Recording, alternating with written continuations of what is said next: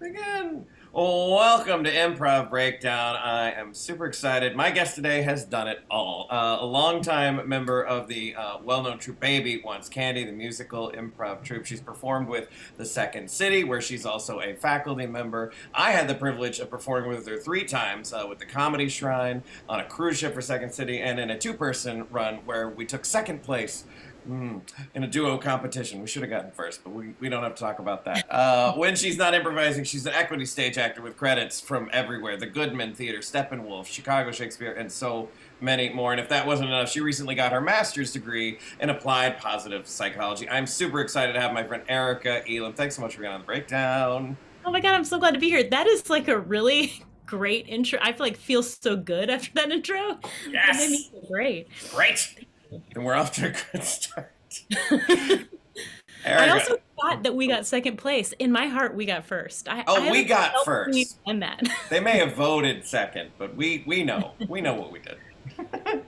Erica, let's go back to the beginning. I don't even think I know this. How did you originally become an improviser?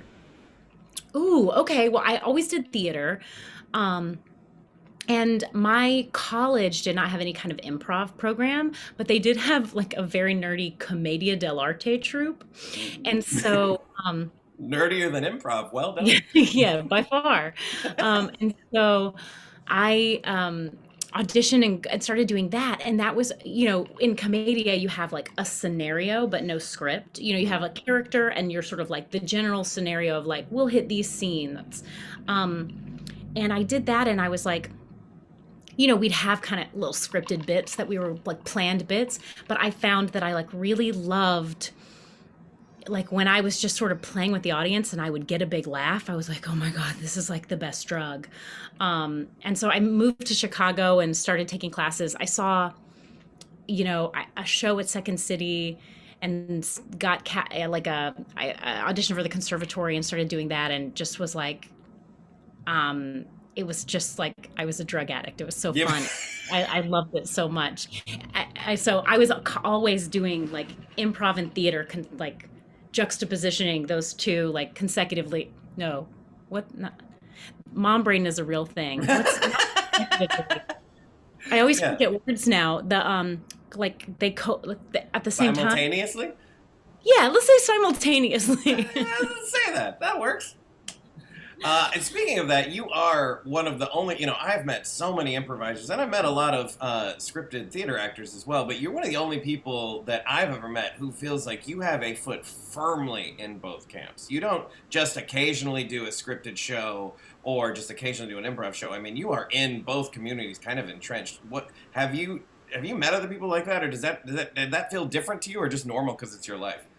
I mean, I do. I mean, I'm with you. I actually haven't met that many people who I think there's lots of people who like do one and dabble in the other. Um, and I think I was kind of discouraged from doing both. Like, actually, mostly just by theater people. We're like, you've got to really commit to this if you want to be a theater actress. Um, but I mean, there are a couple. Like, I think Dave Pasquazi is like really hard. You would say yes, firmly in both. And Sure. I'm not going to start naming people because then I'll feel bad if I leave someone out. Um, but I think everyone should do it. I actually don't understand why theater actors wouldn't also do improv because I'm unemployed so much as an actor, and being an improviser means you can be performing every night of the week if you want to. And Yeah. so anytime I was not doing a play, I could still be being an artist and feeling really, like passionately involved in this like cool thing. And the great thing about improv is at any point you can always leave. I mean, for better or for worse, you can always like step away from your improv team and be like, guys, I got to go do a play for a month and then come back, because they can manage just fine without you. Yeah, So yeah. If you're on an 8-person team, they can do 7-person shows. It's okay. Yeah. yeah, I probably wouldn't like, like if I was directing a show, I'd be really annoyed that I said that. I'd be like, no, commit to the team. No, Um, I love it. But well, and I mean, and that also worked. Improv was cannibalized by itself, right? Like we would go away on these cruise ship contracts for months at a time, leaving our stuff in Chicago, and then they just welcome us back.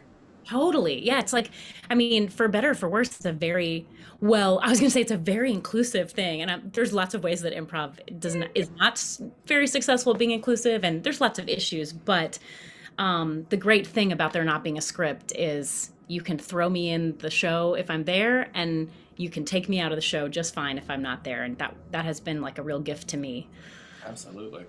What is a lesson? There's probably several, but like what's like one lesson about improv that you learned pretty early on that has just stood the test of time all the Mhm. years that you've been doing it?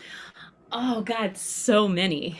This is like sort of my like main passion right now is like all the ways that improv is like the lessons of improv or the lessons of life.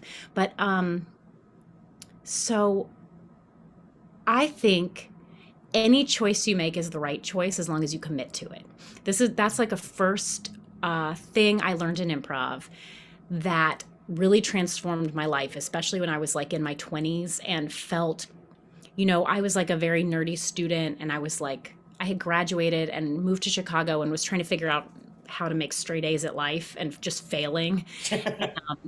And that lesson, like any choice you make is the right choice as long as you commit to it, really, it really helped me at a time when I felt really lost. Just being like, there isn't one right way to live life. So, move to Chicago and commit to your time in Chicago, and it'll be the right choice for you. And then if you date this person and really like give the relationship a chance, and that'll be the right thing. And then when it's not, like break up with the person and really commit to breaking up with them, and that'll be the right choice.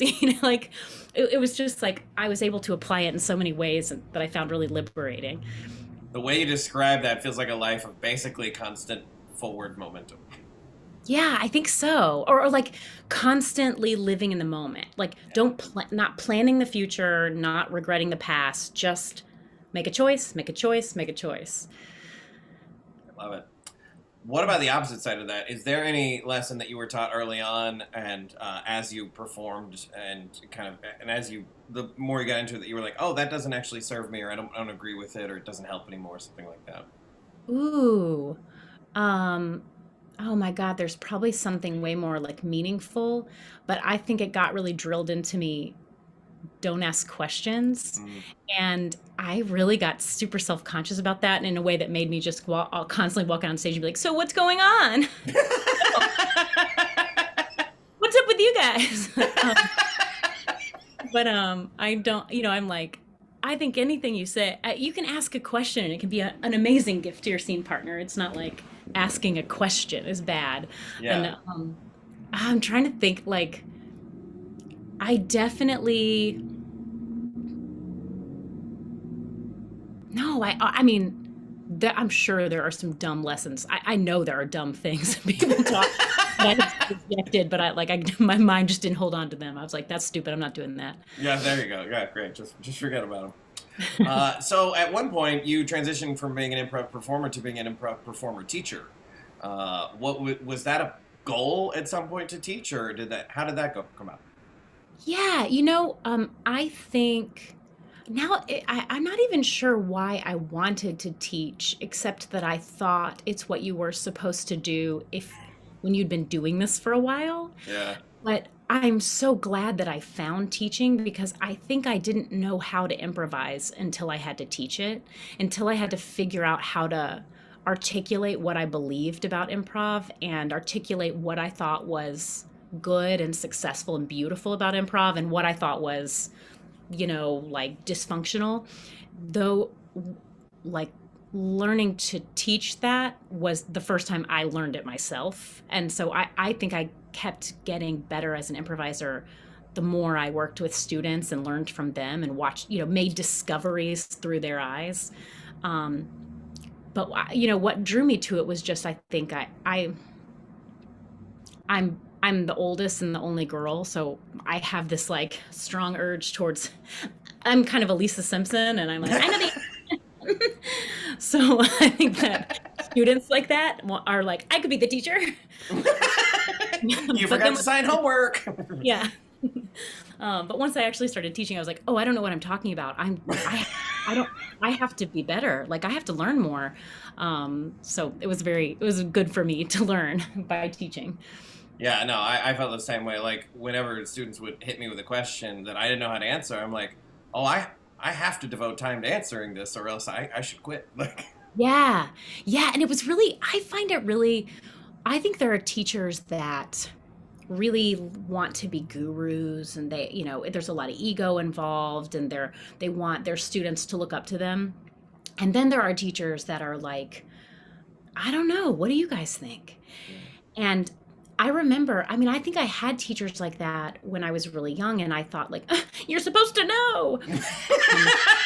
Um, oh, no. I'm like, I'm so grateful for those teachers. And that's the kind of teacher I want to be. Like, I don't want to be a teacher who knows the answer to everything. Like, if I know, I'll tell you. But the whole point is like, we're, we're all peers. Like, we're all artists together. Figure, there's no right answer. We're just kind of all trying to make something beautiful and funny and make our friends laugh and um yeah, anyway, I have a lot more appreciation for teachers who will admit that they're like, I don't know. yeah, What do yeah, you because it's honest, right? totally You're not trying to save your own face. You're trying to have an honest connection with your student. 100%? Yes. Yeah.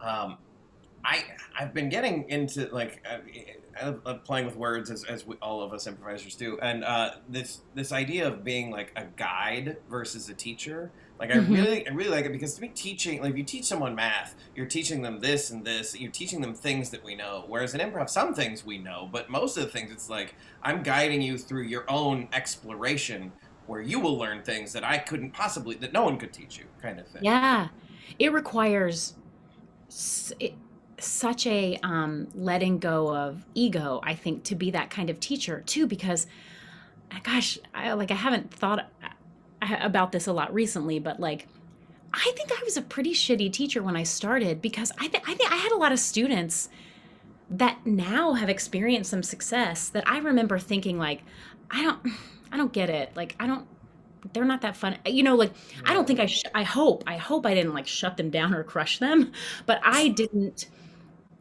didn't see that them being themselves was enough. I was trying really hard to get them to be more like other improvisers that I was impressed by or whatever. Yeah. Not even like me, but more like people I thought were good improvisers. And it's been a real, you're totally right. Like in terms of guiding, you're just, I think my job is just to help them be more confidently themselves and like trust themselves more and learn and be vulnerable enough to trust their scene partner. And that, so there's nothing in that that is about me trying to make them, perform more like TJ Jagodowski or Rachel Mason or Susan Messing or whatever.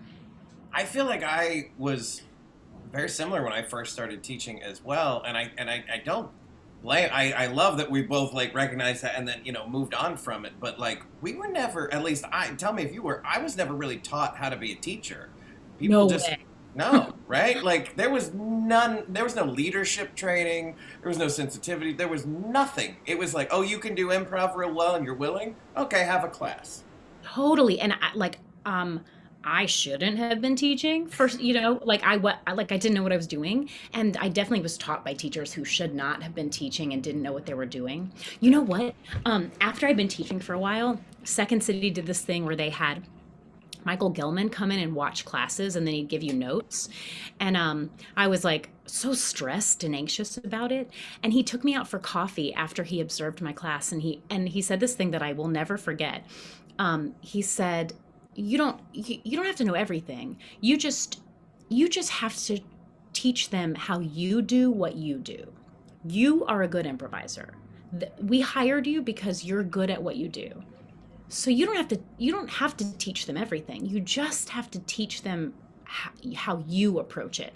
And that was so liberating. And I was like, oh, that's really, I wish more, I wish more students, I wish when I was a student, I understood that my teacher wasn't teaching me the end all of improv. They were just teaching me how they do what they do.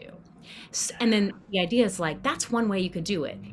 What we're all trying to learn is like how do we do what we do? How do I do my thing? But anyway, that was just such a useful note that it opened up a lot of it opened up my mind in a really positive way. Oh, I love that so hard. Yeah, I, I use this analogy a lot, and I know almost nothing about the actual world of martial arts. But I talk about how, like, tell my students, I'm like, if you're learning from me, it's like you're learning, judo, right? And then if you go learn from someone at UCB, you might be learning, kung fu, and they can both help you defend yourself. But but they're very different, right? And like if you stick stringently to my rules with them, it's not going to work, and vice versa. And so it's just more like you just learn all these different styles, and you come up with your own style. Totally. Yes. Yeah, I think where improv becomes unfun and horrible to watch is when people are like, "But I'm doing judo. I am doing judo no matter what," and it's like, And "Oh, I'm mad at you for not doing the move that you're supposed to move in judo. Yeah. yeah, exactly. Totally." Oh, I love it. I love it. I love it. You wrote an article as of recently, as of this recording, and then it'll be a little bit older by the time this comes out, but still be on the internet. Internet's to be around, and I loved it. I shared it, and you just Oh, thanks. you quoted some just gems that I remember, but I don't like consciously remember. Like follow the fun. Like what a simple, what a three freaking words, but like it reminds me of so much that I don't necessarily remember all the time, even after doing this, 20 plus years. Like, can you Yeah. talk about that? It's funny. I think I learned that from my brothers, but I'm sure they got that phrase from a teacher they had, but I don't think I ever heard a teacher say that. But that's how my brothers play. They're like, they always talk, especially my brother Brett always talks about like, just follow the fun. Like in a scene, just look for the fun and follow it. And, that I'm with you. I agree. That's like a three-word thing that encapsulates it encapsulates all these ideas around surrender and yes and heightening and like teamwork and collaboration and all these things. It's like you're not trying to invent the fun. You're not making the fun, and you're not following everything. You're not following anything your partner does. You're just like you get to choose in every moment like what direction do I want this scene to go? Great, then I'll like but without like forcing it. You're not making it happen. You're just following what's already happened. Like where's a path that leads towards a more fun direction for this scene? Great, head down that path. And I think that's such a gentle way and a like empowering way to think about improvising a scene. Wow, wow, wow, wow. Oh my God. I'm loving this talk for like a zillion reasons, but this is we're gonna get even more nerdy, a different thing. In first person shooter video games, there's at least the ones that I used to play, there was like a control where you went forward and a control where you looked your head and in a Uh-huh. direction, right? And forward didn't mean a cardinal direction, it just meant forward where you were looking. And so Uh-huh. you look over here, and even though you're pressing forward, you kind of veer over this way. The way you're describing a scene feels like it's like we can teach you forward momentum, but you've got to, if you want to follow the fun, you've got to point your focus at that fun, and then it'll go that way. Totally. And I mean, the article that I wrote, and that this is what I think is like, that is such a thing you can apply to your life. Yeah. I think I thought for a long time in improvising that there was like I should respond in a certain way, or the scene should have gone in a certain way or whatever. And Yeah. and I feel that about life all the time too. Like there's things that I should be doing. And it really, find it just so freeing and so much more joyful to think like what's the most what's the move I can make that will feel the best in this moment. That's the move I'm going to make, not the move I think I should make. And I think I saw a lot of great improvisers playing in that way before I understood how to play that way. Like I definitely learned how to improvise playing with Baby Wants Candy. When I got cast, I mean, I know, I'm sure there's lots of people who played with me when I first started playing who were like, ugh,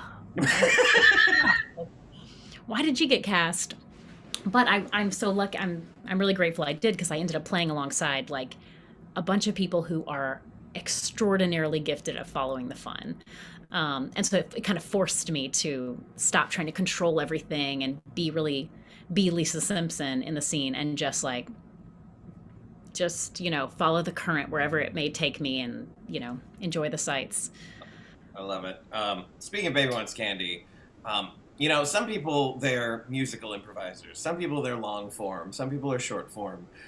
You are all three 100%. You like because you and I have done unscript, or long form without like any kind of set form. We've done a bunch of short form together. I know I've seen you do musical improv a ton. You don't seem to pick camps. Is it just because you just kind of get it and you like all of it? Ooh. Yeah, I do like all of it. I was kind of when I moved to Chicago, everyone was like really snobby about long form, and it was like short form. Comedy sports, please. That's what I felt like people told me when I first started taking classes. And then I went to go see a comedy sports show, and I just like cry laughed, and I thought it was the funniest thing I'd ever seen. And I was like, if if if short form is less cool than long form, then I don't want to be cool. Like this is Nice. so fun. It's such good laughs. It's such like I love games, but I didn't really study that much. I just watched it and was like a fan.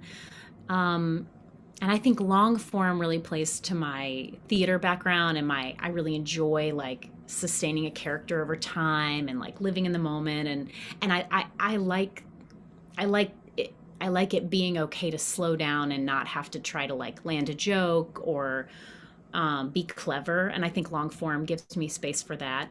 Maybe Baby Wants Candy is probably what made me really like um, forced me to really hone short and long form skills because I think a Baby Wants Candy show, it's musical improv, but it's long form, but you have to find the game of every scene. Like you have to find the game of every song. Every time you sing a song, it has to have some comedic game to it if you want it to be successful.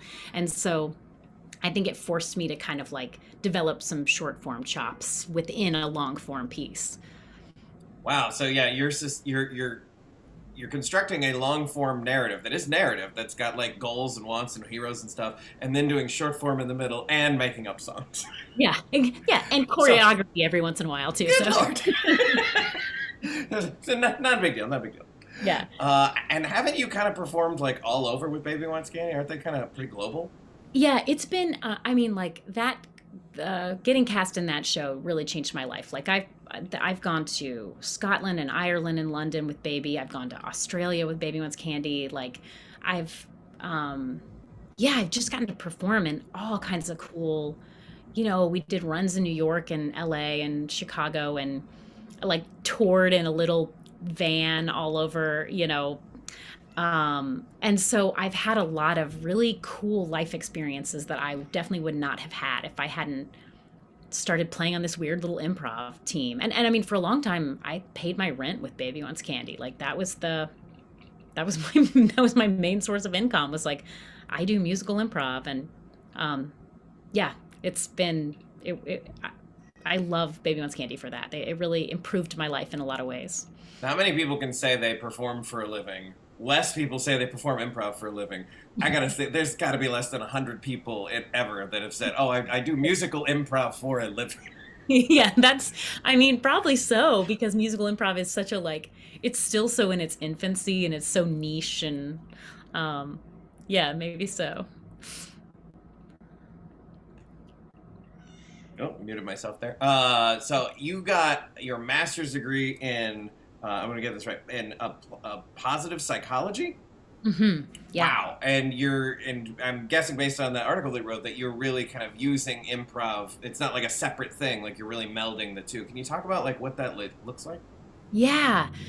Um, yeah, positive psychology is the study of human flourishing. Like that's the shortest definition. Is like, so, the idea that psychology studies it's focused on treating illness, right? Mhm. Alleviating suffering, treating mental illness. Like if you're depressed, it's getting you from depressed to not depressed, or Yeah. from anxious to not anxious.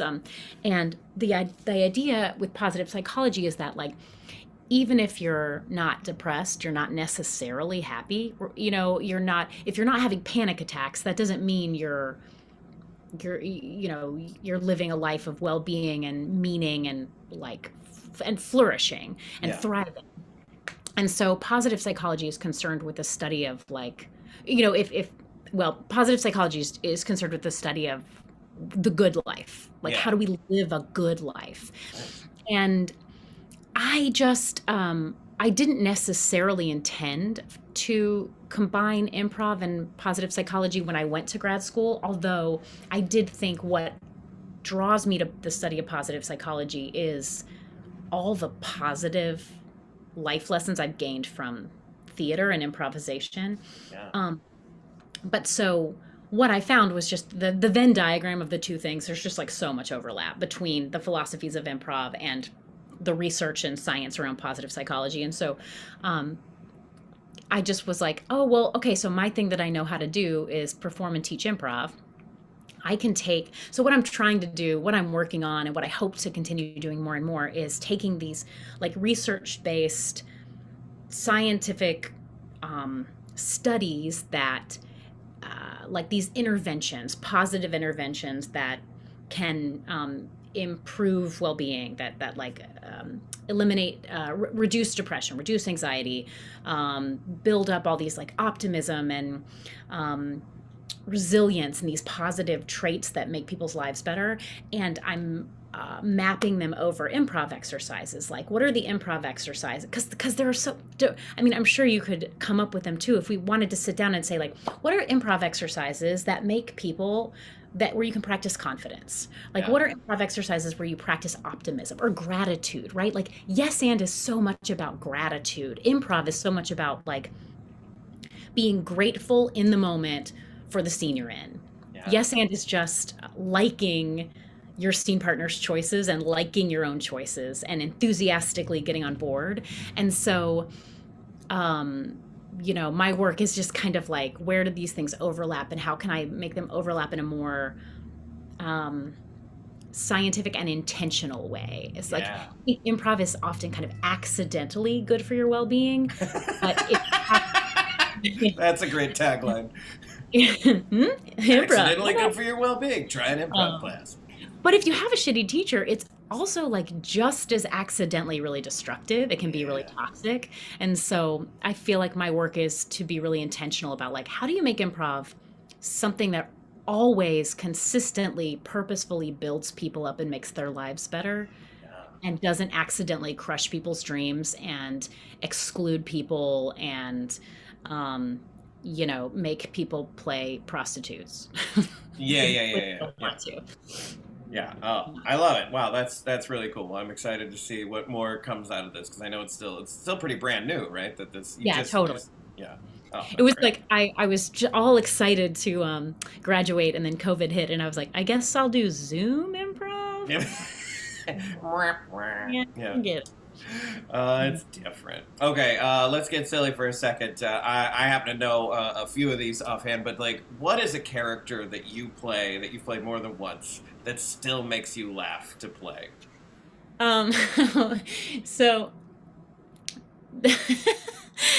there was it makes me laugh, but it makes my husband laugh more, so I do it to make him laugh. But there was a Baby Wants Candy show where the first scene was like I wasn't in the first scene, and it was all these people were the day after the orgy. Like there had been a huge like, all these people at work who all worked together who were like, "Oh, hey, that was crazy last night." And so I played this character, but I wasn't in that scene. So I played this character that was like, "What'd y'all get up to last night?" I'm just like, oh, my name was Horace, and I was like, well, I wish y'all would invite me sometime. And and it's so stupid, but that dumb voice and that dumb point at that line, like, "What'd y'all get up to?" It just it always makes me laugh. So my husband and I will say to each other, like, "What'd you get up to?" But Did y'all do anything? anybody do anything fun? Oh God, thank you for that. That was amazing. So stupid. My God, Eric, you were one of the. There's not many people that I would like put on the pantheon of like favorite people I've ever performed with, but you would definitely be on that Mount Rushmore. You just like That's so nice. Thanks, you're dude. funny. Where do you think improv's going?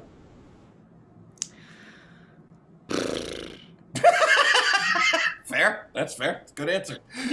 I mean, so I think the world has changed and is out of and necessarily will keep changing. Gosh, I was just having this conversation with some friends, some theater friends, about Meisner technique. About can we still do Meisner?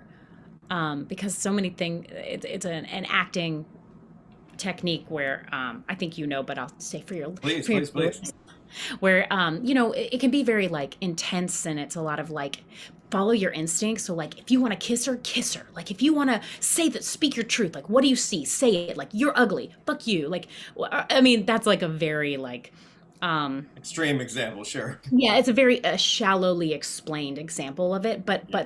part of the core of it is like be authentic. Don't hold back. Follow your into like instincts basically.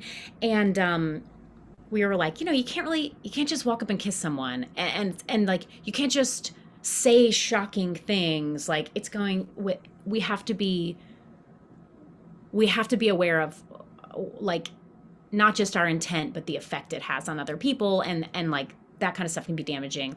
And I think that's a big thing about improv too, is like we're training our students to don't think, just trust yourself, just say the first thing. Like don't edit yourself. And we're living in a world where it's like some people need to fucking edit themselves, You, like. And and so I don't know what's gonna happen. Like as a teacher, I feel a little bit like I'm not sure how to teach this anymore. I In a way that takes care of my students and liberates them. And anyway, I guess my answer is I mean, I guess we'll just have to keep talking about it. And yeah. if you have ideas, I'd love to hear them. But I do I'm that's a big question, and it's funny. That's a question I've been thinking a lot about. Like as we come back Sure. from sheltering in place and quarantining, all I want is to be in a room with people improvising. It feels so good, and Yeah. like teaching students and seeing them connect with each other and make brave moves and make each other laugh and take risks and stuff. But I'm not sure how we manage like teaching our students to take risks, and then what if what do how do we take care of everybody when that risk is offensive or Yeah. hurt someone's feelings, or yeah, I don't know. What do you think? I Where is it going? Well, I love what you're saying about Meisner and the whole thing of like, if you just want to kiss someone. But, if you think about it, we always tempered Meisner because we never said if you want to punch someone, punch someone. Totally. That's the conversation we had, was like, you can just make it words. You can say, I want to kiss you. And that person, Exactly. I don't want you to. Yeah, yeah, yeah, yeah. And that makes you feel things too, that's honest, and you're totally right. I'll never, and I honestly think that the thing is, and I know that most improvisers like me, I think you fall in this camp, have historically been terrible with conflict. But just this idea of like, when something happens in class, rather than, oh, let's just not worry about it and hope this awkward moment goes away, it's like, we have to like, no, this is exactly what class needs to be. We need to sit down and see what boundaries were, infract upon. I don't know if that's the word. Upon. Hmm, Thank yeah. you, thank Hmm, you, thank you. yeah. And then and then go, okay, hey, you didn't know, so you apologize, and then now we know this, and now we've learned, now we've had a thing, and we don't have to, this potentially awkward thing could become a real good learning moment. But I mean, it is not how we were taught. It's not how improv classes were. We swept everything under the rug for my whole career. Totally. It's yeah, and yes, and there's so many, like I can look back on so many times I have failed as a teacher to be like, hold, we need to talk about this, right? Yeah. Like because I was scared, because I wasn't sure I would know the right thing to say, Yeah. or honestly, sometimes because I didn't know anything uh hurtful had happened, Sure. right? Like I didn't hear it, or it didn't strike me as like that's not okay. Yeah. Um but you're right. I mean, it's just like it's messy and it's uncomfortable, and I don't know any way around it. Yeah, you probably don't remember this. This is some random little sliver of memory, but you and I were rehearsing just the two of us in some room sometime with that two-person show that we did, Yeah. and somehow we gotten into like a weird scene, and it was just this like neither one of us were comfortable doing it, but I didn't want to like feel like stopping the scene because I'm like I'm not supposed to stop the scene. And I remember you just were like, "Hey, can we stop the scene? It's weird." And I'm like, "Thank God, yes." And Oh my God, I don't even remember. Do you remember what it was? it was something about like I mean it had something to do with sexual harassment or something. And Uh-huh. I think we started to like play the realness of it, and then it got into like a weird like just kind of an awkward thing, and we could both feel it. Yeah, yeah. And But we I didn't just have the remember listener, so we were like, who's gonna yeah, stop it? there was no one else in the room, and I was so thankful for you because I mean I still remember that because it's such a learning moment for me when you were like, "Hey, this scene feels weird. Can we stop?" I'm like, "Yes, of course we can. Why wouldn't I have stopped it earlier?" You know, Totally.